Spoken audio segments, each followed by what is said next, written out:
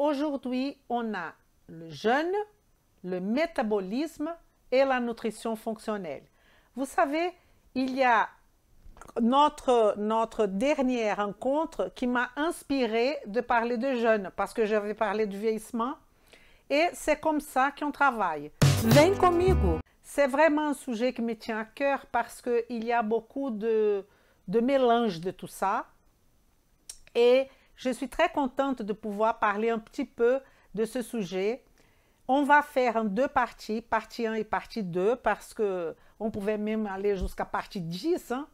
J'ai une formation de ça qui est à peu près de 6 heures de jeûne. Et donc, on va parler les essentiels. On commence aujourd'hui le sujet jeûne, métabolisme et nutrition fonctionnelle. Ici, c'est notre première partie du sujet jeûne. OK?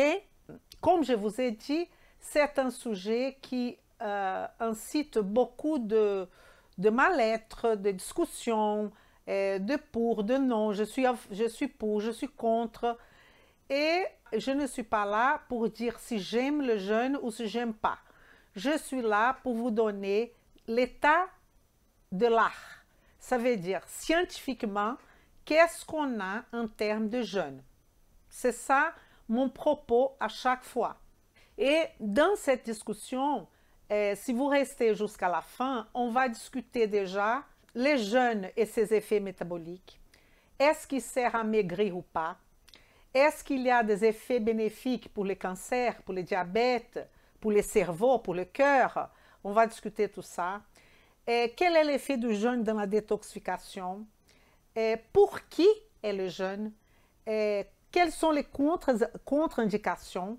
Donc tout ça, ça sera dans notre deux lives. La live d'aujourd'hui et la live de mardi. D'accord? Donc notre objectif, c'est de vous présenter l'état de l'art dans ce domaine jeûne, métabolisme, de la recherche.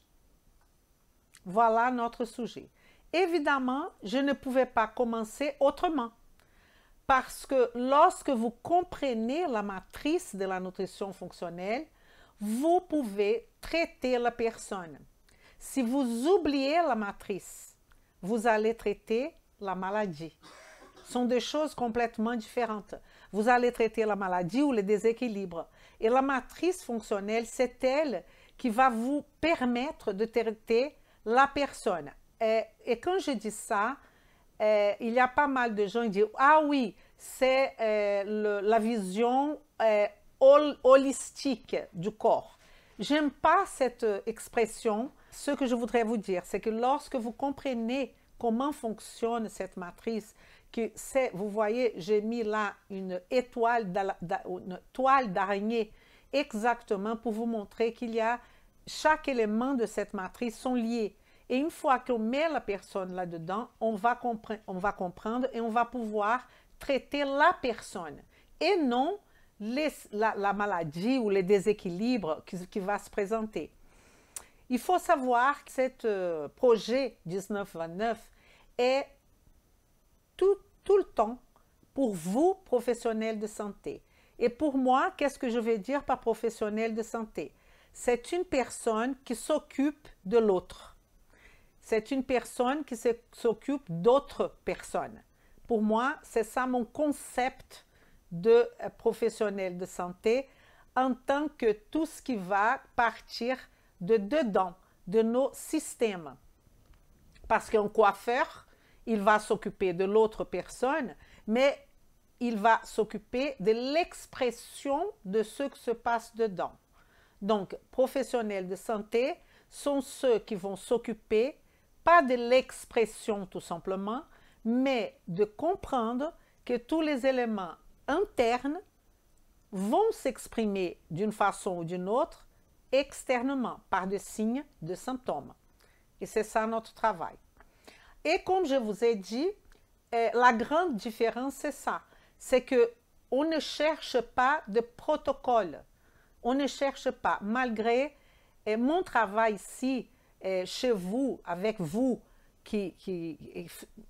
mon travail ici, avec vous, qui sont sur YouTube, sur Facebook et ici sur Instagram, c'est de faire comprendre que ce n'est pas au travers de protocoles en disant « Elisa, qu'est-ce que je fais quand la personne a un syndrome métabolique? Qu'est-ce que je fais quand la personne a un diabète? Est-ce que le jeûne est bien pour je ne sais pas quoi ?» Ça sont des questions de la population générale. Et vous n'êtes pas la population générale. Vous êtes des professionnels. Et en tant que professionnel, vous avez l'obligation de connaître la biochimie de l'individu. Et c'est en partant de là que je vous présente rapidement à quoi consiste cette matrice de la nutrition fonctionnelle. Évidemment, les antécédents. Antécédents personnels et antécédents de la famille. Parce que comme ça, on va connaître un peu les terrains, la génétique de cette personne. Et on va savoir aussi si elle a des comorbidités, si elle a déjà passé par des chirurgies, si elle a déjà un prix à payer par rapport à son passé. Après, il y a les déclencheurs. Ça veut dire l'état actuel de cette personne. Il y a eu à un moment donné des déclencheurs. Quelque chose qui a se passé au niveau biochimique, au niveau personnel, un décès, un accident de voiture, ou même au niveau biochimique, une transformation. On gagne de l'âge, on se transforme, on devient ménopausé. Il y a des hommes qui vont aussi avoir une diminution de quelque chose au niveau, quelque chose, je vais dire, hormonal. Il y a des problèmes de prostate qui peuvent se... Tout ça, on a déjà discuté par rapport à notre vieillissement, notre processus de vieillissement qui va commencer à partir de 26 ans. Ça, c'était notre sujet de la dernière fois, le vieillissement. Après, on a les médiateurs et les perturbateurs. Alors, les médiateurs, si on pense à cytokine, prostaglandine, neurotransmetteurs, tout ça sont des médiateurs, sont des molécules qui vont se manifester. Et ces molécules, comme par exemple les cytokines inflammatoires, elles vont médier, elles vont continuer à perturber notre système. C'est pour ça qu'on appelle médiateur, perturbateur. OK?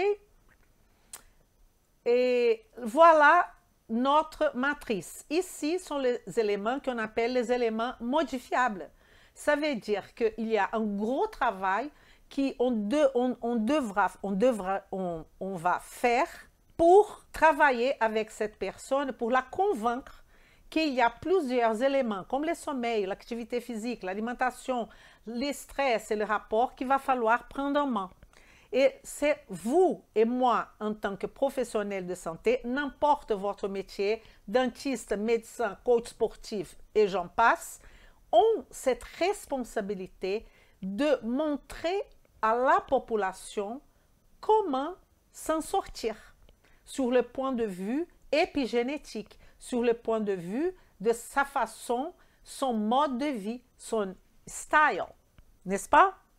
On a alors tous ces nœuds biologiques qui sont des systèmes biologiques qui seront regardés par le regard de la nutrition fonctionnelle, qui est l'assimilation, l'énergie, la défense et réparation, biotransformation, transport, communication et intégrité structurelle.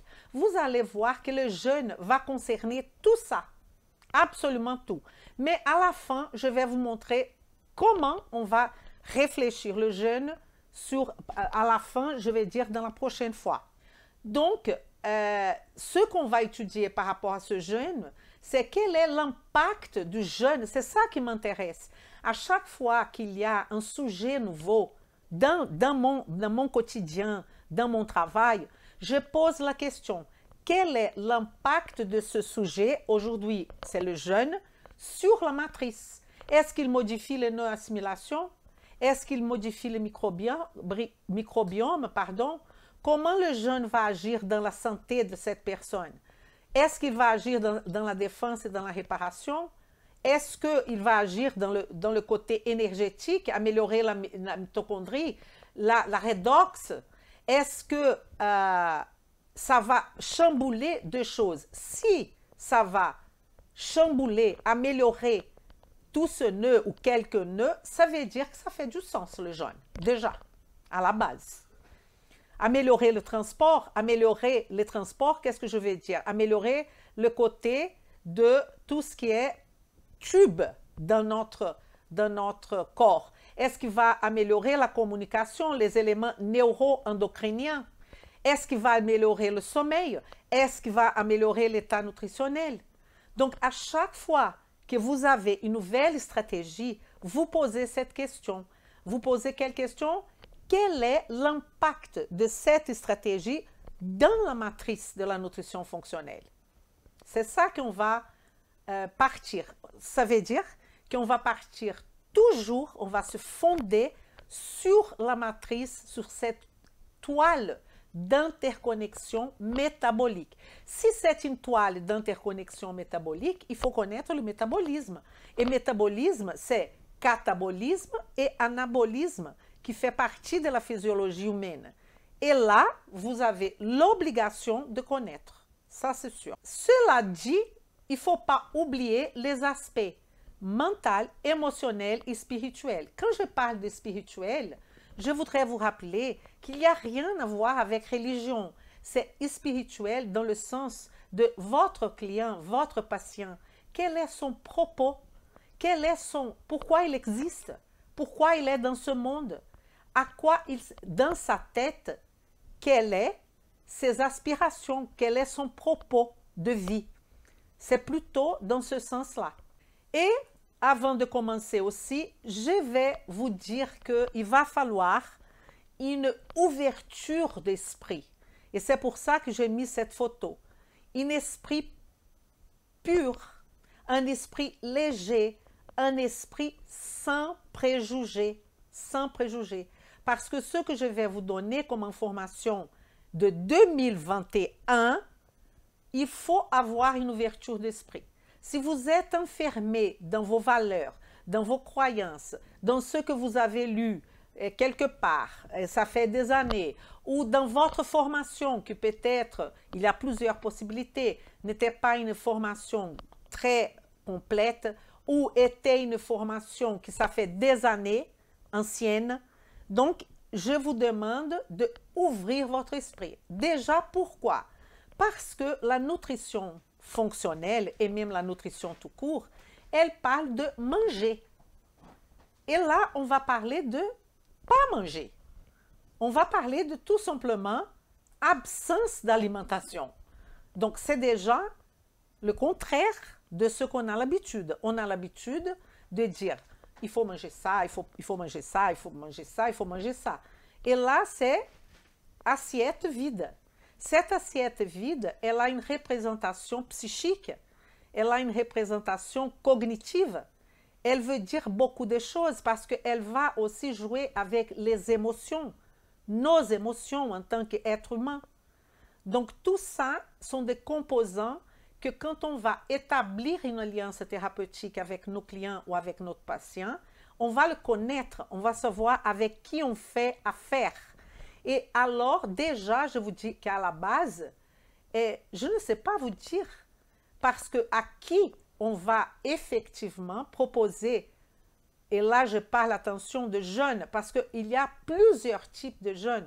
Jeûne, tout le monde aujourd'hui, la mode, c'est jeûne intermittent. Attendez, il y a des jeûnes qui ne sont pas des jeûnes secs, des jeûnes absolument faire de jeûne pour 15 jours, et qui vont rentrer dans plusieurs types de jeûnes, mais qui ce n'est pas intermittent. Et c'est ça que vous mélangez parfois les choses. Donc, on va commencer par la base de choses qu'on ne peut pas nier. Qu'est-ce qu'on ne peut pas nier?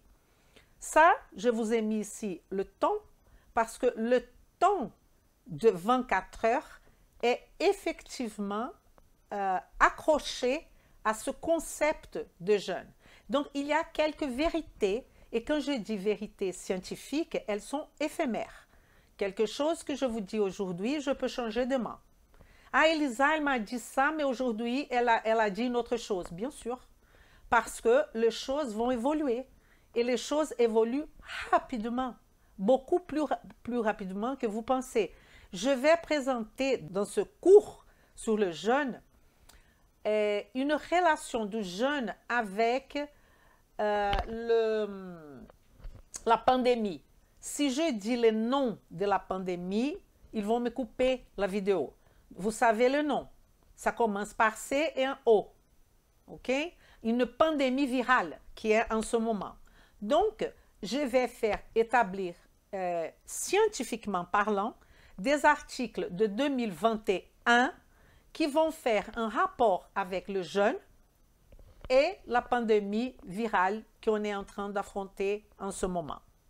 Alors, quelles sont les vérités? Les jeûnes physiologiques doivent être réalisés par tous et englobent une période de 12 heures. Je m'explique. Le jeûne physiologique, ça veut dire que normalement, aujourd'hui, on fait un jeûne de 8 heures. Et le jeûne d'avant, le jeûne, l'alimentation, le jeûne physiologique, je parle, il était de 12 heures. Donc, le jeûne physiologique, c'est on arrête de manger à 20 heures et on va repartir à 8 heures du matin. Ça, c'est un jeûne physiologique. Normalement, les personnes, elles ne sont pas du tout dans cette optique-là.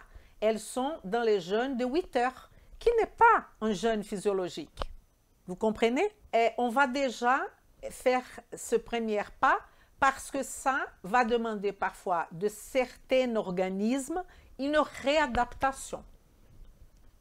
Donc, le premier pas, c'est de mettre sur horloge de ce décalage de 8 heures passé à 12 heures. On commence déjà par là. À partir de 12 heures, la pratique de jeûne est utilisée pour les fins thérapeutiques. Vous voyez que je viens de répondre à la question qu'une personne m'a posée. Alors, qu'est-ce qu'on considère fin thérapeutique? À partir de 12 heures. OK? On va considérer comme fin thérapeutique. L'être humain a été programmé génétiquement et évolutivement à supporter des périodes sans nourriture. Ça fait partie de notre génétique. Donc, il y a une peur que je ne sais pas d'où ça vient, que je vais tomber dans le pomme, je vais avoir un problème dans la tête, je ne peux pas faire de jeûne. Tout ça, j'appelle des mitochondries feignantes.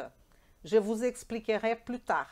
Qui sont des mitochondries qui sont habituées à avoir utilisé comme source, je ne vais pas expliquer plus tard, je explique maintenant, qui utilisent de sources pour former l'ATP extrêmement liées aux glucides. Donc, les mitochondries qui sont habituées à glucides, qui d'ailleurs c'est la majorité de la population, et qui ne sont pas habituées à avoir comme source de lipides pour produire de l'ATP au travers de la bêta-oxydation, elles sont de mitochondries feignantes. Et donc, vous pouvez, la personne, le client, le patient, peut présenter, quand il va commencer à faire un jeûne, quelques signes qui vont donner l'impression qu'il est faible, tout ça. Il est faible, pourquoi? Parce que ces mitochondries ont l'habitude d'avoir comme carburant beaucoup de glucides. Tout comme une voiture flex, vous connaissez voiture flex, au Brésil, il y en a beaucoup. C'est une voiture qui peut tourner en utilisant la canne à sucre, l'alcool, ou elle peut tourner en utilisant le pétrole. Donc, au Brésil, il y en a partout ce type de voiture qu'on appelle voiture flex. Notre corps, c'est aussi une voiture flex. Il sait utiliser les graisses comme les glucides, les lipides comme les glucides comme source d'énergie. Cependant, les personnes qui ne font pas un jeûne minimum de 12 heures, là, j'allais dire, attendez, sinon je ne peux pas lire moi. Cependant, les personnes qui ne font pas un jeûne minimum de 12 heures et consomment des glucides à chaque 3 heures, elles ne vont pas utiliser les acides gras.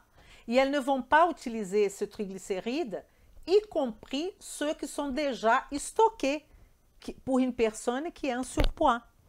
OK? Donc, elles ne vont pas utiliser comme source d'énergie et ça sera encore stocké sous la forme de tissus adipeux. Écoutez, ça c'est quelque chose de complètement évident. on a quoi? On a une grosse consommation de glucides. On aura la nouveau-lipogénèse. On aura la formation de gras qui va se stocker dans les adipocytes et même parfois dans notre foie et va créer la fameuse stéatose hépatique non alcoolique. OK? Donc, et ça, c'est évident. Donc, si la personne qui a ce type de consommation de glucides et l'histoire de il faut manger à chaque 4 heures, je vous avais dit qu'il faut ouvrir l'esprit. Ça, c'est un absurde total de manger à chaque 3 heures. Ah, il faut manger à chaque 3 heures. Mais où des gens ont trouvé ce raisonnement? Expliquez-moi biochimiquement pourquoi une personne doit manger à chaque 3 heures. En sachant que ça, parfois, c'est le temps de la digestion. Donc, vous finissez une digestion, vous allez recommencer. Il n'y a pas un temps de repos pour votre corps. Il est toujours en train de produire et de cataboliser des aliments. Mais qui a dit ça? Et j'entends ça tout le temps.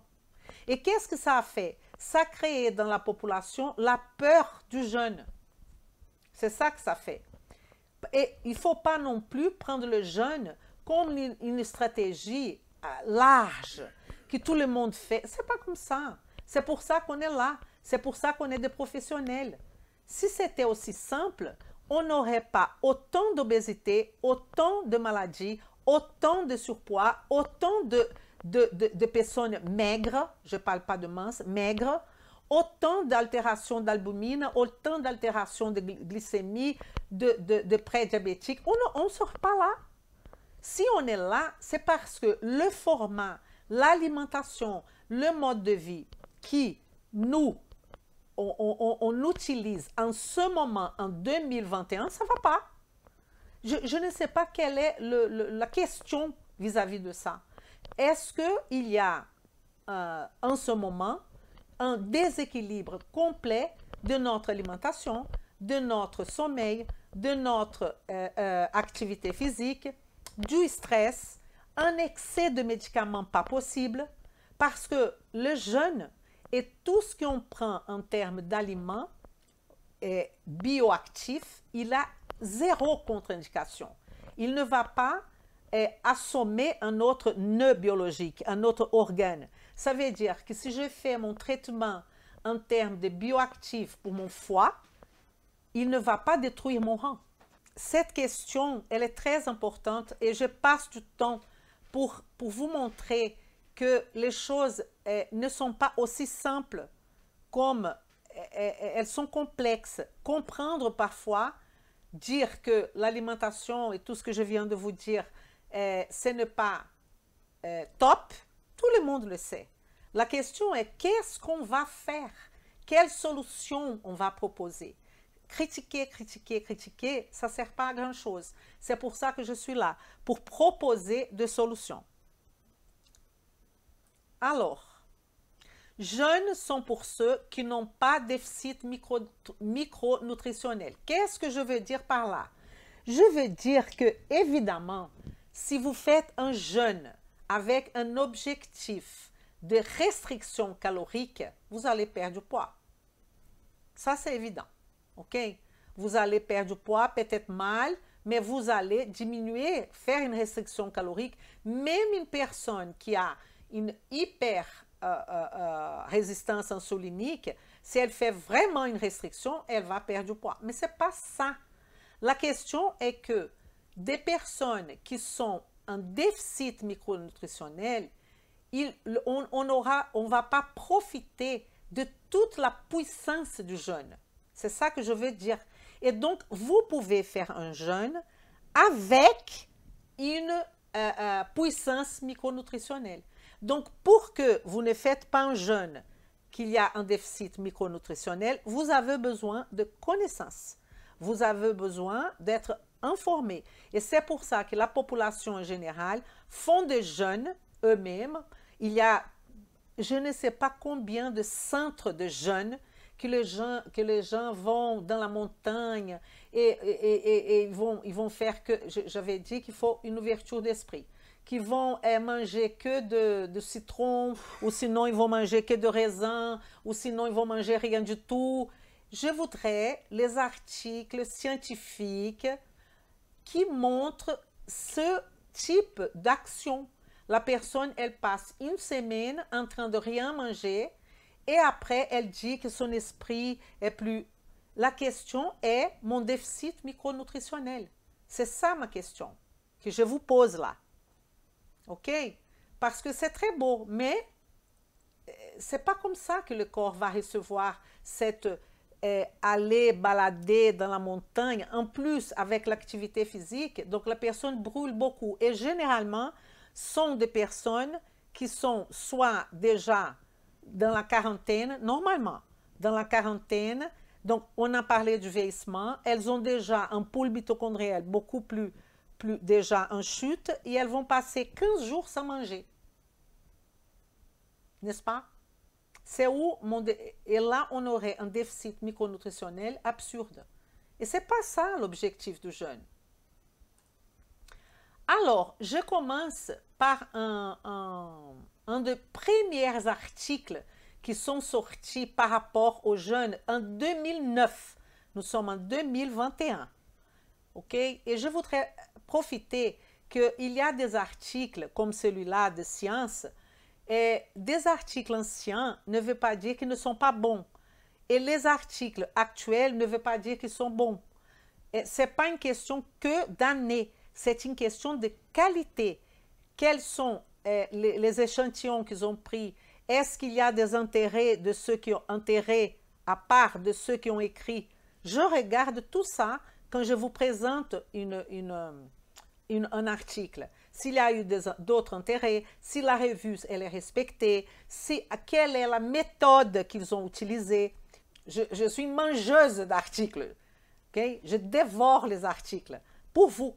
Et c'est ça l'objectif. Ça, c'est un des premiers articles que le titre est « La restriction calorique retarde l'apparition des maladies et la mortalité chez les singes rhésus ».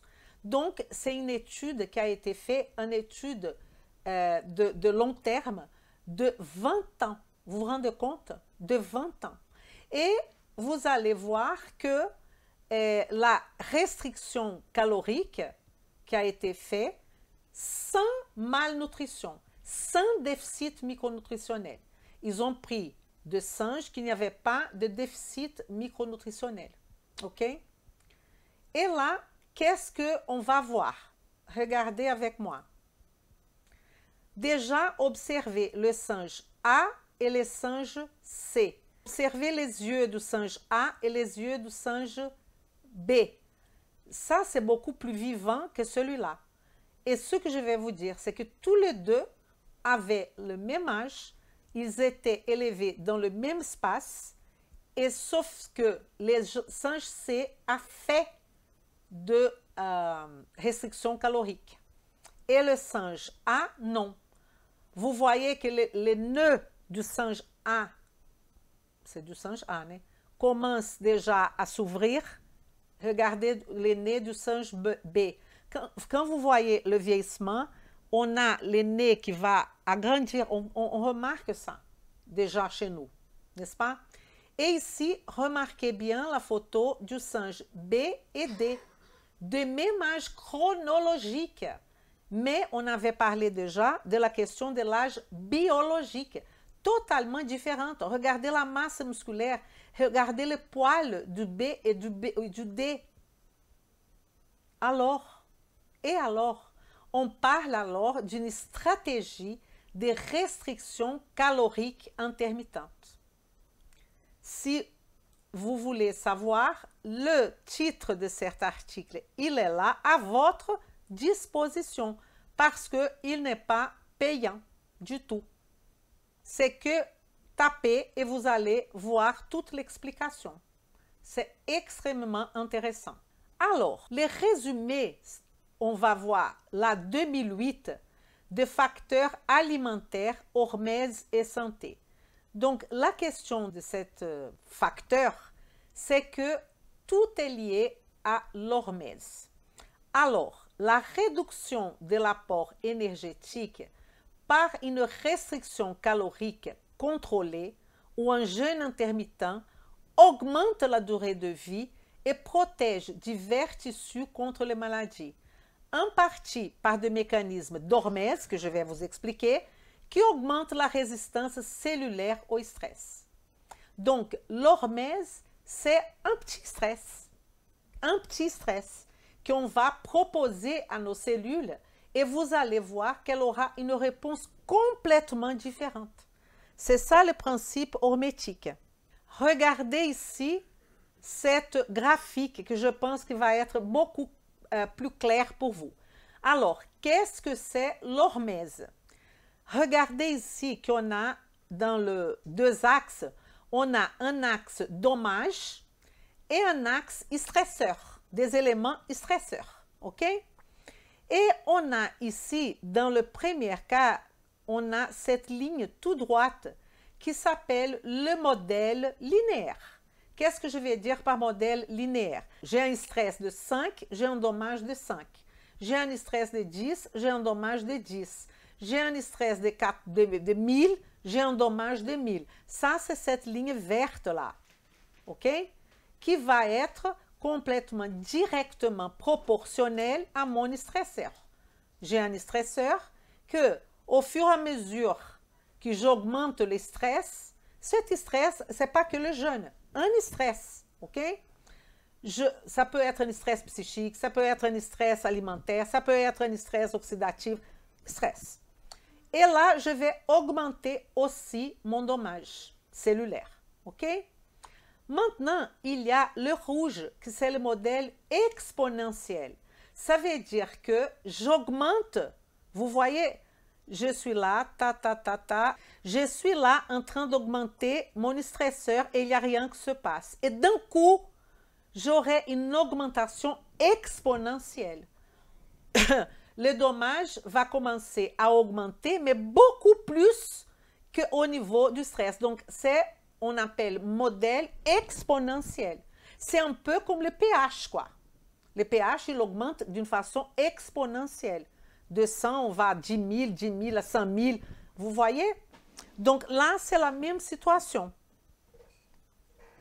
Donc, on a deux modèles que je suis en train de vous expliquer. Le modèle linéaire et le modèle exponentiel. Regardons maintenant le modèle hormétique. Ça veut dire quoi le modèle hormétique? C'est que je commence par un petit stress et ce petit stress, à la place de me causer un dommage, il va protéger mon corps. Vous voyez, protection. Donc, là-haut, protection. On a protection, protection, protection, jusqu'à un moment que le stresseur va devenir dommage. Je voudrais vous donner un exemple de quelque chose que j'espère que vous soyez mature suffisamment pour comprendre. La cigarette, la fumée de cigarette, selon les études, elle a ce modèle hormétique. Ça veut dire que si on était capable de faire un taf de temps en temps, on pourrait avoir cette protection de notre cellule. Elle serait plus forte vis-à-vis de dommages de pollution, de cigarettes, de la fumée de cigarettes, etc. Vous voyez que je donne beaucoup de choses que peut-être vous ne connaissez pas. Alors, est-ce que je vais dire aux gens de fumer? Vous n'avez pas besoin d'écouter ma réponse. Évidemment que non. Mais un exemple de modèle hormétique est le jeûne. Ça veut dire que si vous faites des jeûnes intelligents, vous aurez une protection. Mais si vous faites aller à la montagne, jeûner pendant 20 jours, vous êtes déjà là-haut. Vous allez causer du dommage. Est-ce que c'est clair pour vous maintenant? Et tout ce que je dis, je montre les articles. D'accord? Regardez ici d'une façon différente la même question. On a ici la réponse linéaire. On a ici la réponse hormétique. Donc, qu'est-ce que c'est hormèse? C'est générer l'adaptation de l'organisme qui qui va induire un type de réponse de protection. Donc, on va faire une petite exposition, on va stresser un peu, et là, c'est le cas, par exemple, de l'hormèse mitochondriale. Mitochondrial hormesis. C'est exactement ici, on a un petit peu d'exposition aux radicaux libres qui va suggérer qu'on peut avoir une réponse hormétique. Ça veut dire que si on expose notre mitochondrie un peu aux radicaux libres, ça veut dire quoi, par exemple? Exercice physique. L'exercice physique va créer des radicaux libres. Mais ce n'est pas exercice physique à l'outrance, parce que là, vous allez dépasser. Je trouve ça d'une beauté, je ne sais pas vous. Donc, je voudrais vous montrer ici quelques facteurs qu'on appelle des facteurs hormétiques. Facteurs hormétiques, c'est le mode de vie, l'exercice, la restriction alimentaire, une alimentation basée ou fondée avec beaucoup de phytochimiques. Pourquoi? Parce que les végétaux, leur façon de se défendre, parce que comme les végétaux, ils sont sessiles, ils n'ont pas de mobilité, c'est de produire des molécules qui vont attaquer les insectes, qui vont attaquer. C'est ça, en fait, les éléments bioactifs dans notre corps qui viennent de végétaux. C'est parce que les végétaux ont subi un stress oxydatif. Et donc, c'est pour ça qu'une diète fondée sur végétale, elle est super. Parce qu'eux ont subi de stress oxydatif, donc ils ont créé de façons de se défendre qui sont effectivement le pigment, les pigments, toutes les molécules biochimiques présentes dans les végétaux, les phénoliques et d'autres, qui auront pour nous cet effet hormétique. La stimulation cognitive. Vous savez qu'est-ce que je veux dire par ça? Si je vous donne une tâche difficile à résoudre, ça va stimuler votre cerveau. Donc, on peut regarder ça comme un facteur hormétique. Ça va faire que le cerveau soit stimulé. C'est pour ça que c'est important dans notre vie, et effectivement après 40 ans, de faire des exercices cognitifs en dehors de notre travail. Par exemple, si je fais des lectures que sur nutrition fonctionnelle, que sur ça, nutrition fonctionnelle, je mets pas un défi à mon cerveau. Ce qui serait intéressant, c'est de lire un peu sur photographie, par exemple, de lire un peu sur musique. Vous voyez? On a des choses qu'on peut faire qui sont incroyables, plus que vous imaginez. La problématique, c'est la continuité de choses qu'on ne donne pas. On commence, dans une semaine, on veut déjà un résultat, et beaucoup parmi nous, quand je dis nous, nous-mêmes et nos patients et nos clients, ils reviennent à la phase 0. Quand ils ne reviennent pas à la phase moins 0, on sait ça. Comment on va jouer avec tout ça? Quelles sont les techniques qu'on va utiliser? La roue de la transformation dans le cas, elle a cette réponse. On a cette réponse aujourd'hui. On peut travailler tout ça. Après, qu'est-ce qu'on va voir? On va voir ces facteurs hormétiques qui, par exemple, si j'ai une restriction énergétique, c'est notre sujet aujourd'hui, j'aurai une dépression énergétique, une diminution énergétique. Et qu'est-ce que ça fait? Ça fait l'estimulation de quelques facteurs de transcription. NRF2, par exemple. Qu'est-ce que c'est NRF2? C'est erythroid, derived to, c'est un facteur on appelle érythroïde. C'est un facteur de transcription qui a un rôle protecteur contre les stress oxydatifs. Est-ce que vous avez besoin de connaître ça? Oui, oui. Celui-là, NRF2, C'est fondamental parce que c'est un facteur de transcription qui est lié à un rôle protecteur de notre stress oxydatif. On a aussi le FOXO. FOXO, normalement, on va parler de FOXO3. FOXO3, il est activé par la sirtuine. On a parlé de la sirtuine. Et ce FOXO3, il va faire quoi? Il va réguler la population lymphocytaire. Et qui qu'il va inhiber? NF-κB. Donc, vous voyez que tout simplement, pour le fait que je fais un jeûne, on va discuter tout ça, hein? Mais que je fais un jeûne, il y aura une déplétion énergétique qui va stimuler des facteurs de transcription, le CREB, FOXO, NERF2 et NF-κB, qui est ce que vous connaissez un peu plus, qui c'est notre facteur de transcription, un des facteurs de transcription inflammatoire, un des plus étudiés au moins. Un facteur de transcription, il sera activé, il est dans le cytoplasme, il va aller jusqu'à notre noyau pour exprimer, quand je dis exprimer un gène, c'est la production d'une protéine. Quelle protéine? De protéines qui nous intéressent, que ce facteur de transcription va faire. Ces facteurs de transcription vont causer des effecteurs, un résultat. Il va avoir un résultat, un effet. Ces effets seront là. On aura des effecteurs hormétiques qu'on appelle effecteurs. C'est ceux qui réalisent les antioxydants. Exemple, superoxyde dismutase, catalase, glutathione peroxydase, glutathione. Donc, je vais revenir en arrière.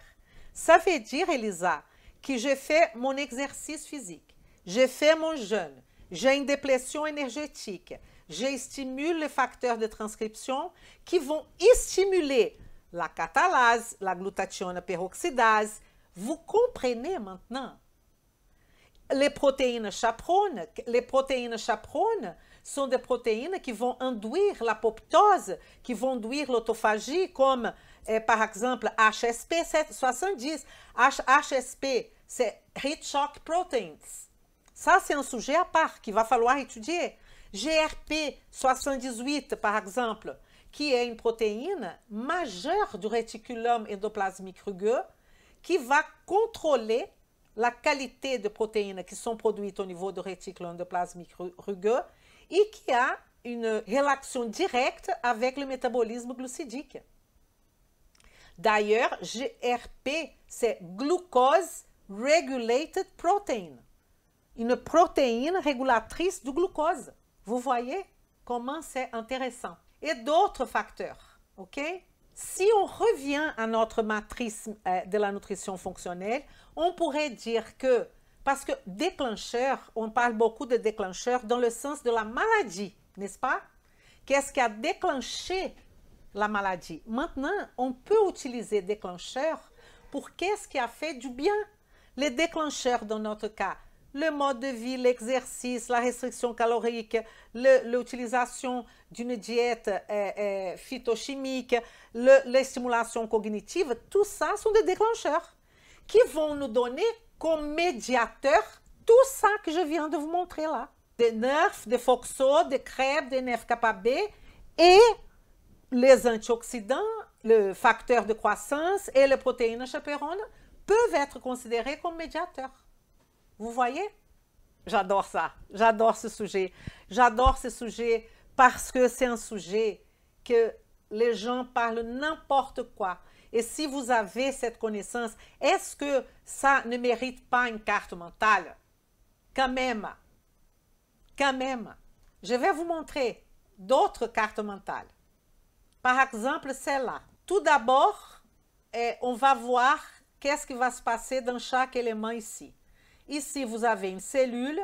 Ici, vous avez le noyau. OK? Ici, vous avez des morceaux de ADN. OK? Là, vous voyez, là, la FOX, elle est là, oh, FOXO, elle est là. Elle est partie, elle est venue là, oh. Un facteur de transcription, comme je viens de vous expliquer. Maintenant, il va falloir que vous sachiez vous-même choisir qu'est-ce que c'est important, qu'est-ce que c'est essentiel. On ne va pas faire carte mentale de tout. Mais il faut faire la carte mentale de ce qui est essentiel. Alors, ici, on a réduction de l'insuline, IGF-1, signalisation, réduction de l'hormone de croissance IGF-1, Insulin-like Growth Factor 1. Ça, c'est produit principalement au niveau du foie. Et ce IGF-1, c'est une protéine très semblable à la pro-insuline. On a déjà parlé de ça. Pré-pro-insuline, pro-insuline, insuline. Libération dans les cellules bêta. Vous voyez que tout est lié. Apprentissage zigzag. Il faut revenir en arrière à chaque fois, sinon on oublie. C'est IGF-1, j'adore l'étudier. Lui, il est produit par les chromosomes 12. Et on a de restriction calorique, restriction de glucose. Attendez. Après, on a activité physique. Je suis en train de vous montrer quoi? Je suis en train, s'il y a une réduction d'insuline, il y a une diminution de l'apport calorique, une diminution nutritionnelle. Glucose, restriction en glucose. Activité physique. Je suis en train de vous montrer quelques facteurs hormétiques, n'est-ce pas? Tout ça, AMPK. AMPK, c'est quoi AMPK? K, c'est une kinase. Kinase, phosphorylation. Phosphorylation de quoi? AMP. C'est une protéine kinase qui est activée par l'AMP. AMP, adénosine monophosphate. Ça vient de quoi? ATP. ATP, ADP, AMP. Il y a une voie métabolique AMPK, elle est très jolie. Donc, l'AMPK est une voie régulatrice clé de l'homéostasie énergétique et que vous devez connaître, ok? Vous voyez que bien après ça va venir le mot sirtuine, vous voyez? Qui est la protéine qu'on a déjà parlé, les sirtuines.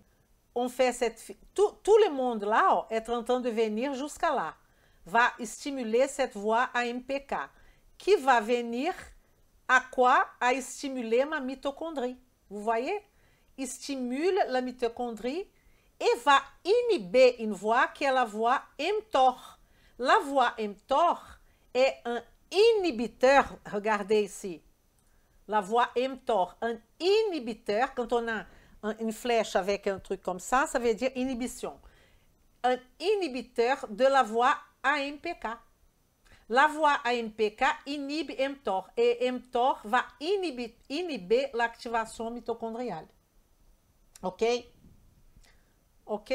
Ça s'appelle mitohormèse. C'est ça que je voudrais vous montrer. Mitohormèse. Production alors de... C'est ce que j'étais en train de vous expliquer. Donc, on a une réponse par stress oxydatif, radicaux libres. Ces radicaux libres, alors, vont agir en stimulant tous les facteurs de transcription que je vous ai parlé. On est bien d'accord. Et là, regardez bien ici. On a, d'ailleurs, dans ce processus, on aura, pour la longévité, on est d'accord, on a toutes ces expressions-là, donc on parle de gènes de longévité. Les FOX, les NIRF2 et tout ce que j'avais parlé avant sont des gènes de longévité. Et là, on aura cette mitohormèse où on aura aussi une réponse au niveau de phase 2 de notre c'est quoi ça, phase 2? Phase 2, c'est une réponse de notre foie en phase 2. En phase de réaction de phase 2. Qu'est-ce que c'est réaction de phase 2? Je vous pose la question. Elles sont des réactions qu'on dit anaboliques ou synthétiques, qui est la conjugaison. Ça veut dire qu'on va substituer un élément de ma molécule, un médicament, n'importe, pour un radical méthyle, ou pour un sulfate, ou pour une acétylation, un acétyl. Donc, on appelle ça méthylation, sulfatation, acétylation. Ça, c'est la phase 2. Donc, un individu, est-ce que vous comprenez la situation? Un individu qui est soumis à une activité physique, c'est pas non plus se balader dans la rue, hein? Activité physique, mouvement constant, ok? Et qui va tirer un petit peu la corde de sa capacité physique. Donc, ou à la restriction calorique, qui c'est notre sujet d'aujourd'hui, il va améliorer l'expression des enzymes de phase 2. Et là, je voudrais tout simplement m'arrêter et vous dire, vous savez, par le signe et les symptômes, que votre client ou votre patient a un problème de stéatose, a un problème de foie, a un problème de détoxification. Vous savez ça. Il a un excès de mercure, il a un excès de quelque chose, vous savez ça. Qu'est-ce que vous faites? Vous commencez à prescrire de choses pour le foie. Vous adorez ça. Cholagogue, cholérétique, la plante X, la plante Y, les laboratoires vous aiment parce que c'est ça que vous faites.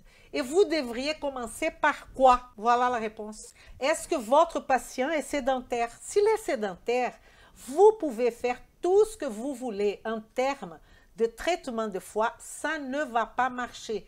Il ne va pas avoir la solution escomptée. Et il y a des gens, j'ai des patientes, j'ai une là qui vient dans ma tête, elle me dit, je fais du jardinage, Elisa, mais son jardinage, je ne vais pas chez elle voir qu'est-ce qu'elle fait comme jardinage. Et ça ne m'intéresse pas, parce que ça fait 6 mois qu'elle fait du jardinage et il n'y a rien qui a bougé.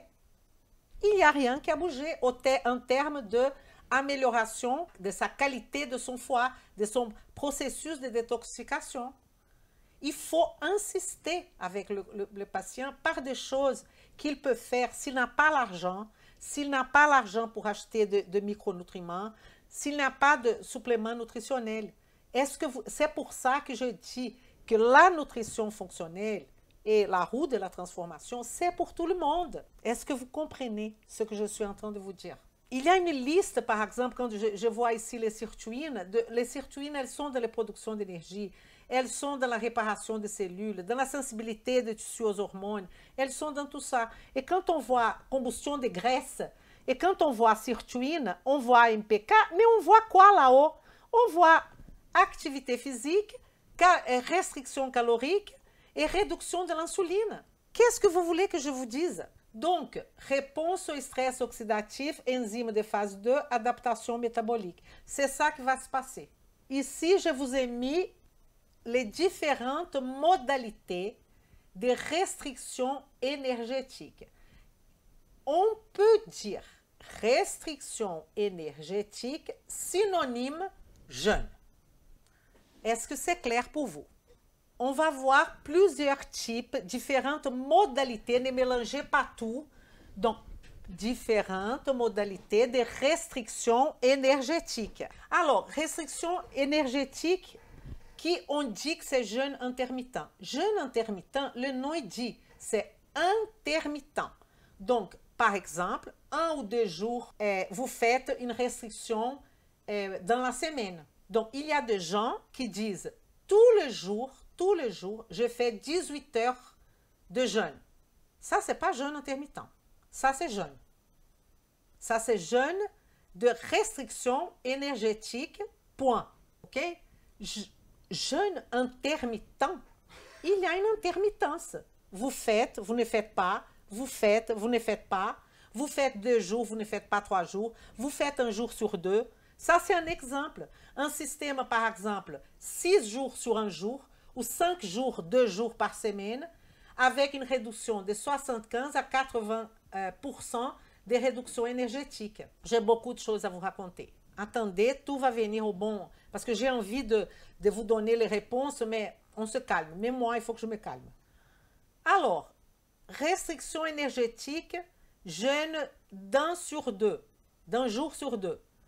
Donc, ça veut dire, on peut faire 1 jour d'alimentation restrictif, une réduction de 25%, de 50%, de 80%, jusqu'à 100%. Rien manger.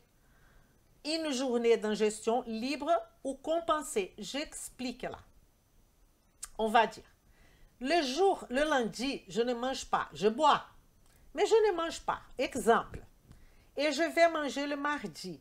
Et le mardi, les gens disent, je compense. Mais je compense, ça veut dire, le mardi, vous mangez ce que vous voulez. Et les études montrent que si on donne, si on restreint une personne le lundi, on va dire que normalement, elle mange 2000 calories. On restreint. Donc, dans votre tête, normalement, mardi, elle allait manger 4000 calories. Non, ça ne se passe pas comme ça. Normalement, il va avoir une réduction de 30 à 40%. Donc, elle va manger pas 4000 calories, elle va manger 40% moins. Vous comprenez? Donc, si vous faites le compte à la fin, elle a eu quand même une restriction calorique. Ça sont des options. Restriction calorique. Un apport calorique réduit de 10 à 30% par jour, ça, c'est ce qu'on a appris à l'école. C'est le plus connu. Vous prenez vos journées et vous commencez à enlever des choses à vie. Ça, c'est le moins qui marche. Et c'est ça qu'on a appris tous à l'école. Quand vous êtes dans l'école, les gens vont dire que pour perdre du poids, il faut faire une restriction calorique tous les jours, n'est-ce pas? De 10 à 30%. Ça, c'est le plus connu. Le bénéfice de tout ça, c'est d'être constant.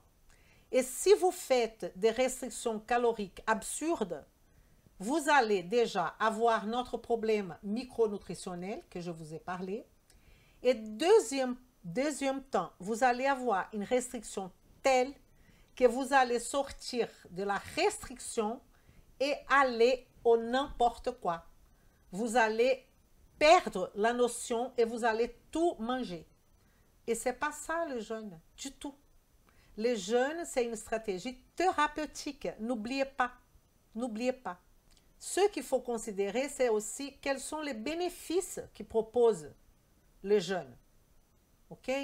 Tout ça, c'est possible. Toutes les options sont possibles. Moi, j'ai fait mon jeûne de la façon A. Est-ce que ça marche? C'est très bien. Ah, moi, non. J'ai fait de la façon B. Donc, votre travail est de trouver avec votre client ou avec votre patient ce qui est plus convenable pour lui. Parce qu'il y a des choses que vous allez obliger à faire et qu'ils ne vont pas le faire parce que ça ne va pas marcher. Ça ne va pas marcher. Alors, ça, c'est regarder les titres. Fréquence et calendrier de repas dans la santé et la maladie. Fréquence et calendrier de repas dans la santé et dans la maladie. Je vais vous montrer différents types de régimes alimentaires. Mais avant de vous montrer les différents types, je voudrais que vous compreniez ce dessin. Ici, on a un type d'alimentation, un modèle A, un modèle B, un modèle C, un modèle D et un modèle E. Je vais vous dire une chose que j'ai fait parfois. Je fais le dessin du modèle pour mon client ou mon patient pour qu'il puisse visualiser quel est son modèle d'alimentation. Et après, je vais lui proposer un autre dessin. Et je peux lui proposer un autre modèle. Il y a des choses que je dis ici et qui parfois, elles n'est pas dans la formation. RT2 par exemple. Ça, c'est un exemple. Pourquoi? Parce que sinon, on ne finit pas la formation. Et ça, c'est un détail. OK? Vous allez avoir de la créativité vous-même. Mais moi, j'aime bien représenter les choses concrètement pour les clients, pour les patients. Et donc, quand il va faire son enquête alimentaire, avec les horaires qu'il mange et tout ça, on fait un rond et je fais exactement cette représentation. Regardez, la boule rouge, c'est la représentation d'un repas normal. Repas normal, voyez? Si je trouve, ça c'est pas là dans ce modèle, mais je vous explique. Si la personne, mon client ou mon patient, il va au-delà de cette repas normal, je fais une grosse boule. Ça veut dire qu'il est en train de trop manger pour le représenter sa façon de manger. Vous avez trouvé ça intéressant? Alors, ici, c'est le fameux goûter, snacks, que le français adore. Le bleu, c'est la journée et le soir, c'est le noir. Donc, on va analyser cette personne. Cette personne, elle a 3 repas par jour avec 2 repas pendant la journée, ça veut dire jusqu'à 18 heures. Et après 18 heures, elle a un autre repas. C'est clair pour vous? Ça, c'est comme si c'était un horloge. Donc, vous voyez bien qu'elle ne mange pas, si je mets comme un horloge, trop tard. Elle va manger là autour de 19 heures. Si on met là, c'est qu'elle mange à minuit. Je trouve ça hyper intéressant. Ça, c'est un cadeau que je vous offre. Vraiment. Dans mon modèle numéro 2, j'ai une personne qui mange que jusqu'à 18 heures, 3 repas. OK? Et là, j'ai une personne qui elle mange que 2 fois par jour et jusqu'à 18 heures. Et le modèle D, j'ai une personne qui mange de petits repas 3 fois par jour. Parfois, on a besoin de ça. Petits repas, parce qu'on a un reflux gastro-œsophagien de caractère local, de caractère parce que la personne elle a effectivement un problème au niveau de la partie inférieure de l'œsophage, n'est-ce pas? Et donc, elle a besoin de ce petit repas. Donc, je peux lui dessiner un truc comme ça, par exemple. Ou même faire plus de boules, de petites boules. Là, on sort complètement de mon sujet, là. Et là, on a une personne qui ne mange absolument rien, ni le matin, ni le soir. Elle fait un jeûne complet. Est-ce que c'est clair pour vous? Je vous explique. Ça, c'est moi qui utilise cette représentation d'horaire, ok? Donc, pour moi, ici, c'est 6 heures, comme un horloge. La représentation ici, il met 6 a.m., 6 p.m. C'est sa représentation à lui. Je vous ai dit, j'ai mal expliqué, pardon, que j'utilise ça avec 2 propos. Il y a un horloge et il y a la représentation. Lui, non. Lui, il n'utilise pas comme ça. C'est clair maintenant? Qu'est-ce que je peux avoir alors? Je peux avoir une personne qui va me manger les types trop A, ça veut dire elle a une alimentation de régulier, de 3 repas et 2 goûters. Quel jour? Tous les jours. Tous les jours, là. Comment vous allez savoir ça? Par rapport à votre enquête alimentaire que vous allez faire avec votre patient. Vous comprenez? Vous allez lui présenter là, ça. Je ne présente pas à tous les patients ça. Ok? Je présente au fur et à mesure qu'ils ont besoin. Et donc, qu'est-ce que vous allez analyser? Vous voyez bien que je n'ai pas d'examen sanguin. Regardez que ça. Votre personne, elle est en surpoids, par exemple. Vous avez compris que ce modèle-là, ça ne va pas. Je n'ai pas parlé du contenu, mais je vous dis de suite que ce modèle, ça ne va pas. Elle est en train de stocker. S'il est en train de stocker, est-ce qu'on va enlever ce snack-là? Est-ce qu'on va faire diminuer et mettre ça un jour? Je ne sais pas. Regardons le modèle B. Le modèle B, 3 repas qui sont consommés pendant la journée. Vous voyez? Donc ici, on a cette personne, elle a tous les jours le modèle B. Je vous donne les différents types alimentaires. Et on peut faire cette combinaison à la folie. À la folie. C'est ça qu'il va falloir savoir travailler. Je crois que je vais même inclure ça dans la formation.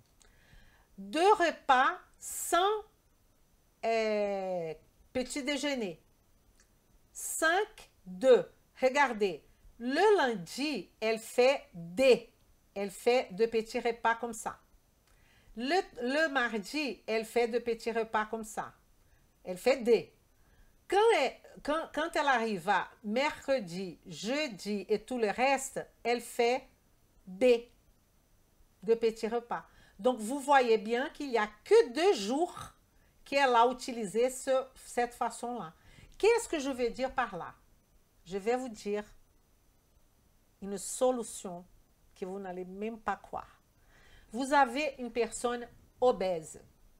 Vous allez travailler A avec B, A avec C, A. Vous allez essayer tout ce qui est possible et imaginable pour qu'elle va s'adapter à une formule quelque part. Donc, elle va s'adapter quelque part à une formule. Et c'est ça la beauté de ce travail. Ici, on a 3 petits. J'ai déjà expliqué les 3 petits. Et là, on a le lundi. Ça, ce sont des options. Mais il y en a d'autres options que vous pouvez composer. Le lundi, on a alimentation normale.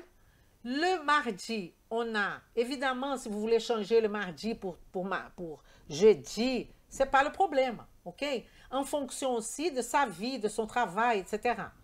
Le mardi, on mange rien. Le mercredi, on va manger comme A et on fait AE, AE, AE. Là, on a effectivement une jeûne intermittent. Vous voyez, là, c'est un jeûne intermittent. Là, le D, ce n'est pas un jeûne intermittent parce que la personne, elle mange tout le temps. Elle mange un peu tout le temps. Ici, c'est qu'une une diminution de quantité. Non, ça, c'est un cadeau, vraiment. Et ici, on a des alternatives AD, AD, AD, AD. OK? Mais je pourrais aussi vous proposer d'autres options. Je pouvais vous proposer CID. CID. Je pouvais vous proposer, parce que C, elle a une fenêtre plus courte de temps. Vous voyez? On diminue, le jeûne, il est plus long. En tant que C a une fenêtre plus courte que D. Donc, D, elle va manger avec plus de fréquence, mais moins. En tant que là, elle va manger plus. Donc, tout ça sont des options que vous allez offrir à votre client. Évidemment, vous avez mis dans la matrice, vous avez les antécédents, vous connaissez votre patient, vous proposez quelque chose d'emblée. Après, vous lui dites en amont que vous avez dans votre manche plusieurs options. Je vous aime. Ça, il n'y a que Elisa qui donne. Hein? Mais je voudrais quand même vous donner quelque chose qui fait la différence dans votre vie. Ça fait la différence.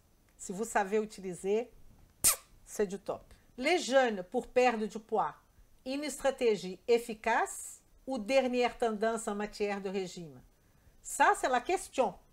Les jeûnes pour perdre du poids, est-ce que c'est efficace ou dernière tendance en matière de régime? Les jeûnes intermittents ou des jours, un jour ou des jours sur 2 peuvent être une alternative pour atteindre la perte de poids et le maintien du poids. Qui a dit ça? Elisa? Non. Le Journal international de obésité. International Journal of Obesity. Très, très connu. Ce n'est pas moi qui dis ça. OK? Et quand il a dit ça? En 2014. Le 26 décembre qu'on a vu cet article-là. Alors, vous allez me demander, parmi toutes les stratégies, quelle est la stratégie la plus efficace? J'adore cette représentation. Vous voyez, ça c'est pour mettre dans une carte mentale, un truc comme ça. Vous n'allez pas mettre tout. Mais quand vous faites ça, ça veut dire bonne idée, à faire, à penser. Et ça, c'est facile à dessiner. Vous faites un truc comme ça, voilà. On va comparer aussi les différents abordages en termes de style de vie. Déjà, je vais vous traduire tout ça. Que la traduction? CR, restriction calorique. ADF, c'est les jeûnes d'un jour sur 2. ADF, tout est en anglais, ok? Donc, Alternate Day Fasting. L'anglais, c'est écrit ici, ó.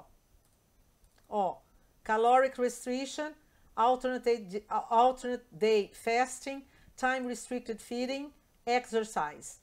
Et là, je vous fais la traduction pour que vous n'avez pas le besoin de le faire parce qu'on a besoin de comprendre ce que je vais vous expliquer.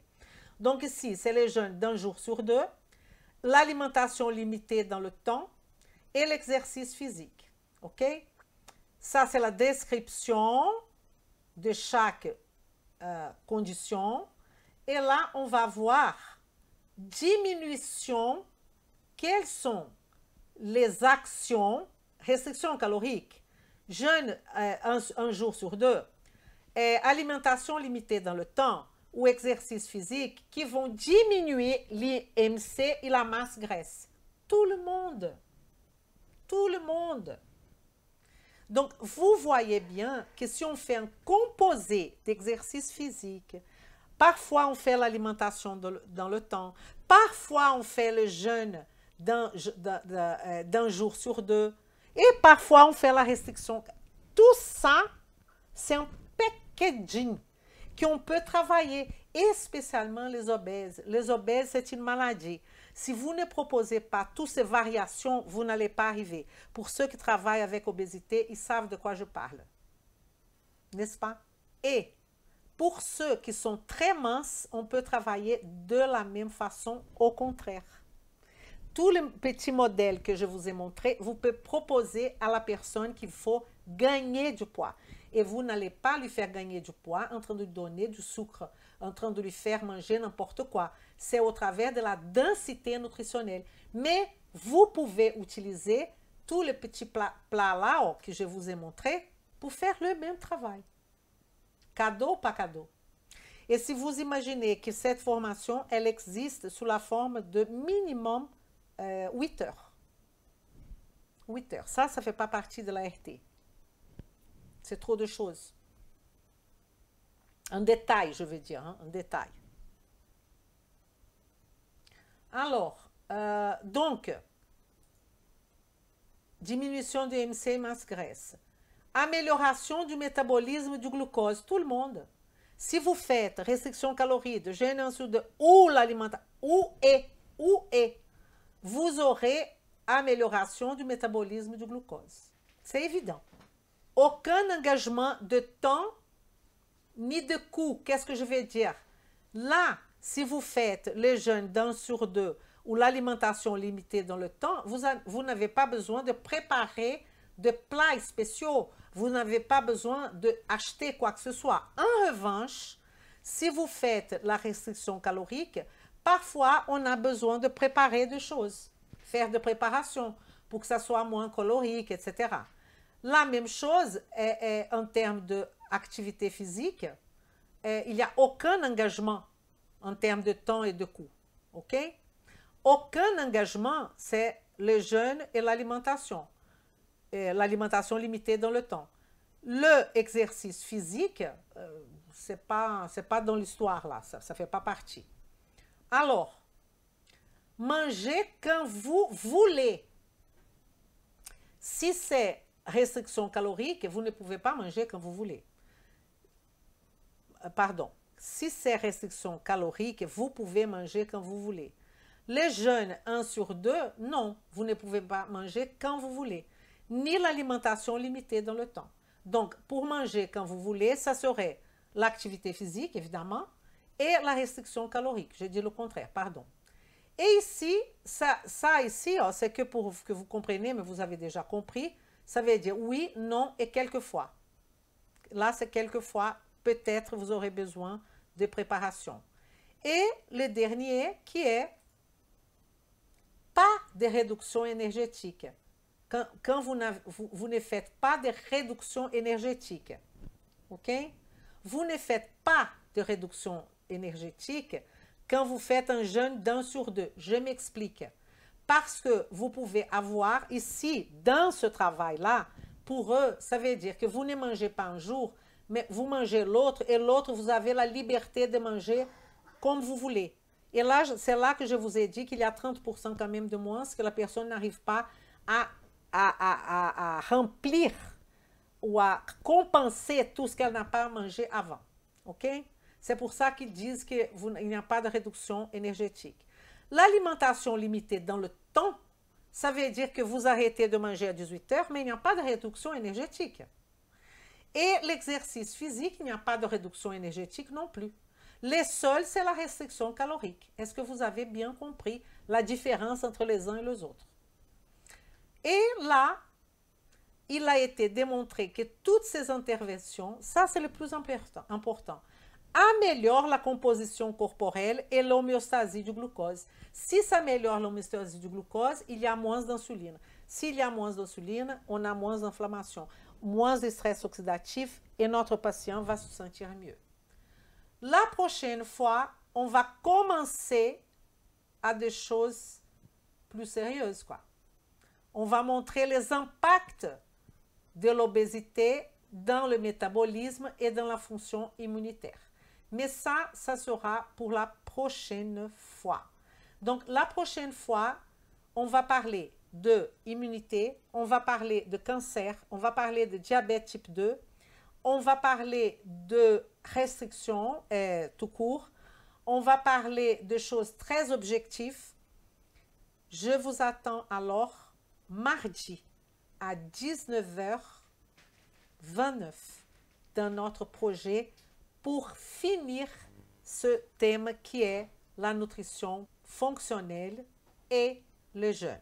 Peut-être on aura même partie 3, je ne sais pas. Si ça vous a plu, qu'est-ce que j'ai besoin? J'ai besoin de vous. J'ai besoin tout simplement que vous me faites un like. J'ai besoin aussi que vous marquez la cloche. Et j'ai besoin, si vous pouvez, que vous partagez. Ça serait sympa aussi. Je vous remercie. C'était un plaisir et à bientôt. E vem comigo. Vem comigo!